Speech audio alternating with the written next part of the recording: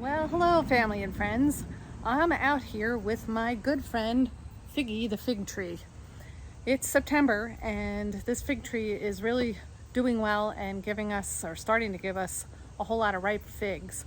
I'm really excited about it because to have such a prolific tree here in New Jersey is quite amazing.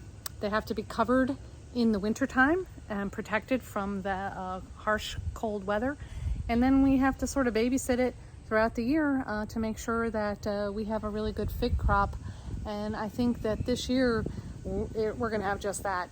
So today we're going to make some fig jam because I have enough fresh figs from this tree to actually make a batch of jam, the first batch of jam for the year. And I want to share that with you from my recipe box. But I really wanted to just take a minute and thank my friend Figgy here for all of the delicious figs that he's going to provide us with for this season. So I'm going to give you a little close-up look at some of the figs that are on the vine right now, and then we'll go in and make that jam.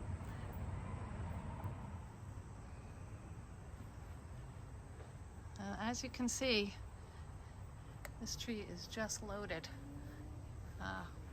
with figs that are yet to come. I wanted you to really get a good look at him, so I'm going to back up a little bit. He's right up against the house. He's pretty tall right now, and we are probably going to need a ladder pretty soon to get up there and get those figs that are way up high. Let's go in and make some jam. All right, so we're back inside. We're going to make our fig jam. Here's our recipe card from our recipe box. We are going to need a pound of figs, which is actually anywhere from 12 to 16 figs, depending on the size of the fig. I don't know exactly what kind of figs we have out there. There are many different kinds of figs. You can find them in the supermarket. This is the time of year to get them in September. They are a little expensive, but boy, are they worth it. Of course, you know, figs are just so sweet, and when they're ripe, there's really nothing better. There's a ton of things you can do with figs. You can make fig tarts. You can saute them with a little bit of, you know, butter. They're just delicious that way, and a little bit of sugar, a little bit of butter in a saute pan. Put it over some ice cream. That's good too. But today we're going to do the fig jam. The first thing that we have to do is to cut these figs. Here's my beautiful fig from my tree. And here's another one. Aren't they gorgeous? Perfectly ripe, nice and soft and sweet. We're just going to cut them into eighths. So you're just going to halve it, quarter it, and then cut into eighths and put it in a pot. I've done all of them here except for these two, so I'll quickly get those in our pot. And then what I'm going to do is I'm going to reposition the camera and actually get you right into this pot with me as I'm making this jam, because that's where all the action is. You don't need to see me, you need to see what's going on in this pot. So we only have a basic number of ingredients. I think there's 5. I'll take you through it and all the different steps, and we'll have jam on the other end. So hold on while I reposition this camera. All right, so here's our pot. I've got our figs cut up into eighths. The next thing we need to do is add some sugar. This is a 1/4 cup of regular white sugar. And we're gonna add a 1/4 cup of turbinado sugar. So this is sugar in the raw. It is not brown sugar. You can find this anywhere nowadays, but turbinado sugar. We need some lemon juice, two tablespoons of lemon juice in the pot. Fresh is best. And we need vanilla. So again, your best vanilla that you've got, 1/2 teaspoon.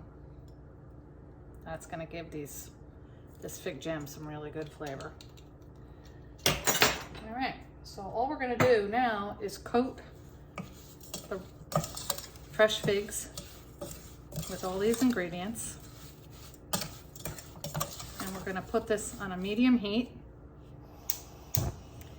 and we're gonna bring this up to a simmer. And we're gonna let that go until all of the sugars are dissolved and the figs are nice and juicy and plump in that mixture. So we'll show you what that looks like once this comes up to temp.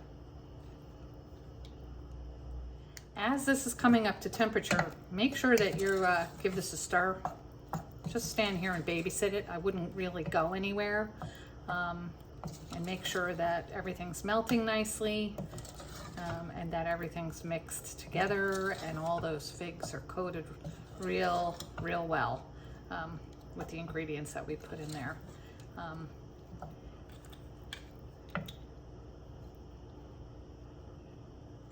So it's been a few minutes. As you can clearly see, the figs are now starting to simmer. They've given up a whole lot of their juices. They're a nice pink color, nice and soft, and all of the sugars have melted, and now we've got sort of a syrup going on in here. Really pretty, and the smell between the figs and the vanilla and the lemon juice, so good. So now we're gonna lower the heat just to low, because we want this to simmer for about 20 minutes.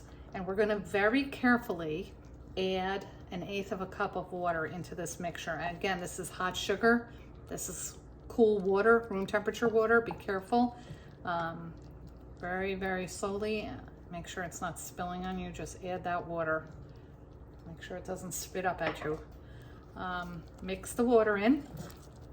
And now we're gonna let this simmer on low with the cover off for 20 minutes. So set your timer and watch it. Give it a stir every once in a while. And what will happen as this simmers for 20 minutes is that it's going to start to get even softer, and it's going to start to thicken.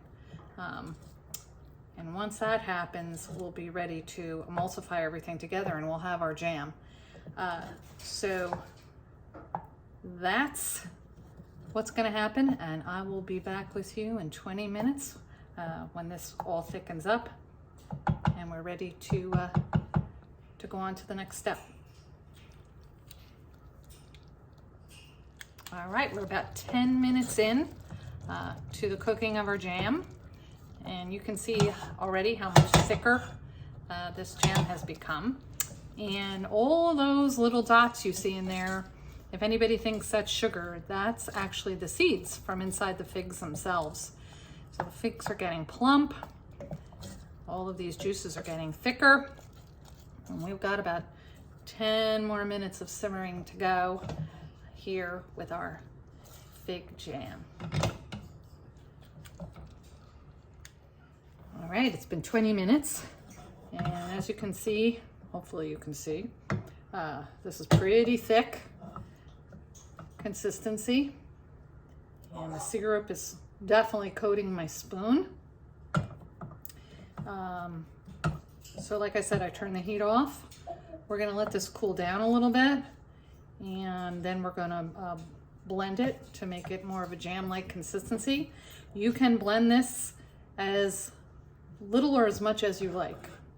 I try to make sure that the figs are, well incorporated with the syrup, but honestly, if you like it this way, you could definitely let it cool off and just put it in a jar and serve it with the pieces of fig in it.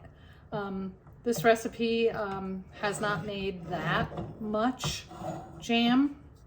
You can certainly double it, triple it, depending on the number of figs that you have. I was kind of anxious since the figs are getting ripe to have some jam that we could enjoy now.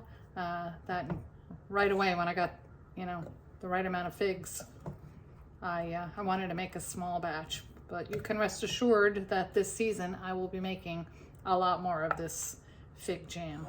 So I will blend this up with the immersion blender, and I will show you what it looks like in its finished form, and maybe give you some really good tip on what to do with this jam when we get back together in a minute.